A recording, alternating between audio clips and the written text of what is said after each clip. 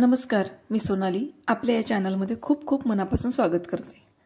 आपल्याला चांगल्या आणि वाईट सवयी अशा असतात। एक छोटीशी सवय ही पूर्ण आपलं आयुष्य बदलून टाकू शकते।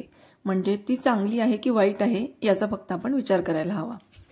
चांगली सवय जी छोटी असते, छोट्यापासून सुरुवात करायची असते आणि ही रोज रोज रोज रोज करून मात्र आपलं आयुष्य बदलायला भाग पाडतं।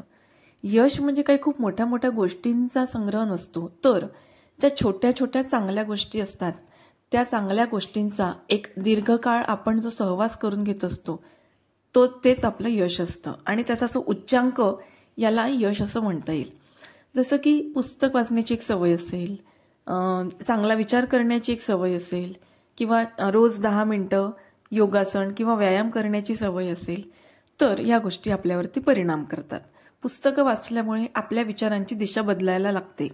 व्यायाम केल्यामुळे आपलं शरीर रोज रोज का होईना थेंबे थेंबे तळे साचे असं म्हणत असताना आपल्या शरीरामध्ये चांगले परिणाम दिसायला लागतात। तसंच आपल्या विचारांमध्ये आणखी तसंच एक फरक आणण्यासाठी आपण चांगली पुस्तकं वाचणं या सवयीचा खूप मोठा परिणाम आपल्यावरती होऊ शकतो।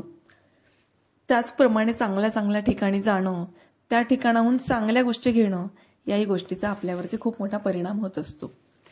कारण सवय हा रोजचा एक भाग असतो, मग तो तुम्ही थोडा थोडा करा, त्यामुळे तुम्हाला रोज त्याचा आनंद मिळतो आणि त्याचमुळे आपण पुढे पुढे जाऊन त्या गोष्टीची आपल्याला एक अशी सवय होते की ती गोष्ट आपण केली नाही तर मात्र आपल्याला कासावीस होतं। म्हणून ती सवय ही नेहमीच चांगल्या गोष्टीची असावी, इतकीच फक्त आपल्याला काळजी घ्यायची आहे।